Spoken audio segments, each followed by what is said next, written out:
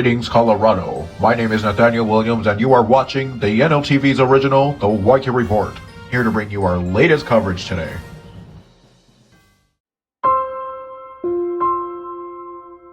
Goodbye, Arthur!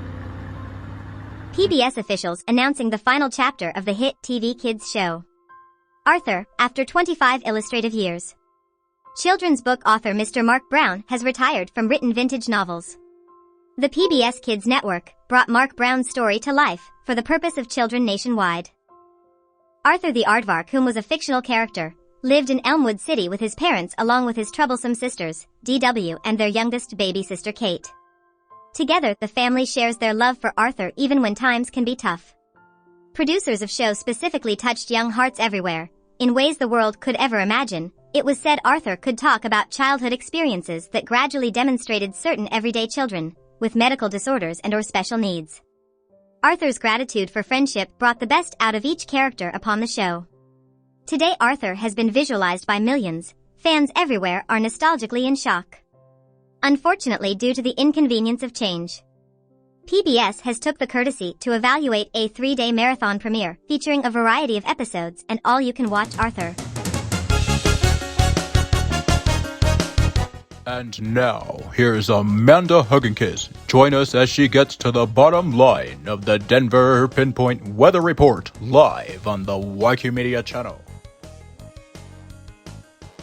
Thank you so much for the introduction there, Mr. Yoon. 50 degrees right now in Denver, Colorado, with 42 in Centennial, 43 in Castle Rock, with 38 degrees in Jefferson, 50 degrees in Adams County, with 49 in Longmont.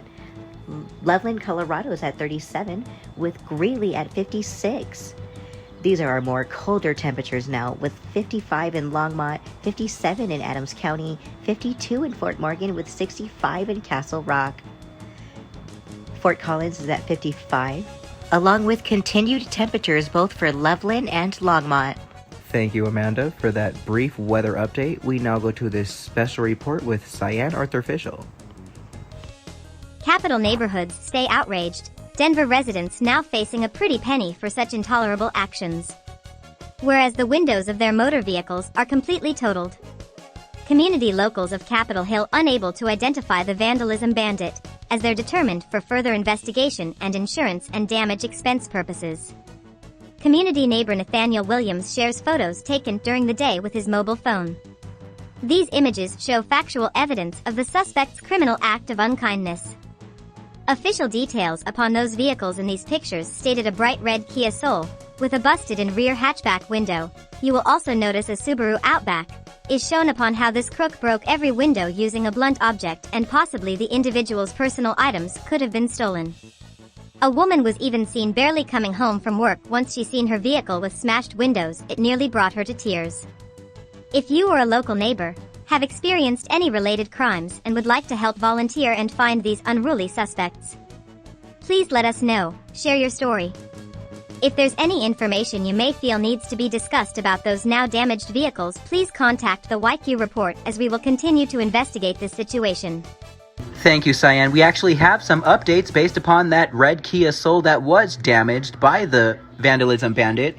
The individual of that Kia Soul was able to restore their back window from when it was broken just previously. Okay, now we go to our special update with Nathaniel Williams regarding the Capitol Hill neighborhood. Denver City snowstorm brought several trees down upon the very walkways of the Capitol Hill neighborhood. According to local residents, the trees were seen blocking sidewalks and driveways across the city, leaving behind heavy debris and tree branches that were difficult to move. Towards the end of the day, the city continued with usual cleanup procedures by the time all fallen snow has melted. By the courtesy of the National Weather Service Association, they have notified residents about where they could properly dispose off the piled-up trees and broken branches from this alleged snowstorm. All right, thank you so much for that valid report. We are now going to take a small 5-minute break. Please be sure to like and subscribe to our channel for more content in order to follow our networking broadcast. Welcome back, Colorado. Thank you for joining us again after that small 5-minute break. A Texas elementary school shooting is under investigation and federal lockdown. 18-year-old Salvador Ramos was reported dead Tuesday afternoon Uvalde, Texas's Robb Elementary School shooting where Salvador had opened fire on a few Border Patrol officers along with 19 students and 2 teachers. 1 out of 2 instructors had been working for Robb Elementary School for over 17 years. Official details in regards to the gunman: he first turned the gun on his grandmother just moments before he arrived at the scene. Texas federal authorities were unable to identify exactly what type of firearm the gunman was using. According to research, it was said the individual may have already held possession of 2 military-style rifles. A Texas state patrolman later shares with us that it took exactly 45 minutes to take the gunman down, due to the individual wearing body armor at the time. Texas Department of Safety now receiving countless calls from traumatized parents seeking information whether their child is either alive or dead during the time the gunman opens fire on such innocent lives. Rolando Reyes, 72, the gunman's grandfather, told ABC News he had no idea his grandson had purchased 2 AR-15 style rifles or that they were in his house. Since Reyes is a felon, it is illegal for him to live in a house with firearms. He would have turned his grandson in. No signs the morning of the shooting that anything unusual was going to happen. The suspect had a minor argument with his grandmother over the payment of a phone bill, but nothing significant. The suspect lived in a front room and slept on a mattress on the floor. The suspect had been staying with his grandparents after having a falling out with his mother. He took the suspect to work sometimes and that he was very quiet, but he did not seem violent. He tried to encourage his grandson to go to school, but the suspect would typically just shrug in response. Salvador did not have a driver's license. This left authorities questioning the fact upon how he was able to possess the weapons and who took him there, regarding the fact he did not have a driver's license. His grandfather was later unsure about whether he had been legally even properly trained, the suspect's grandparents stated.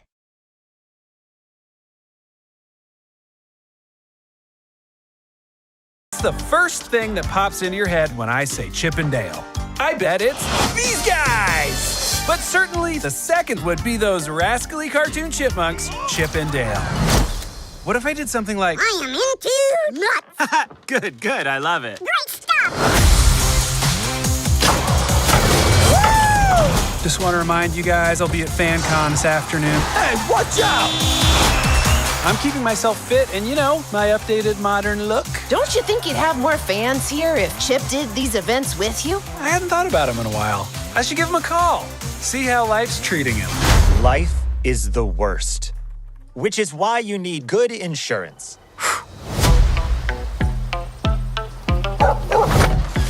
A message on my landline.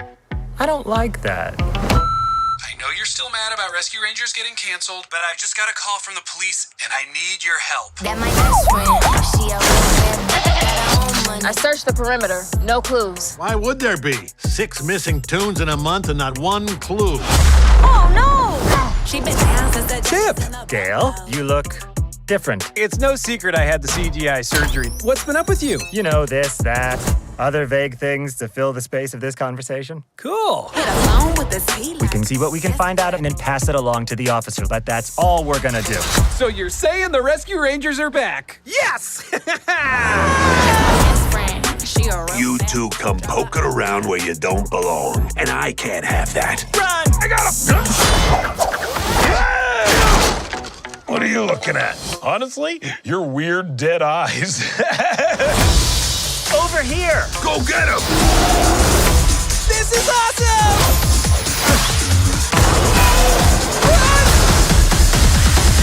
I was always more of an Alvin and the Chipmunks person. You monster. That my best friend, she a real bad bitch, got her own money. It was like professional. Same time. Jinx, you owe me a non-brand specific cola. What? That was crazy. Somebody call Guinness Book. This is incredible. Oh, we lost it. Best friend,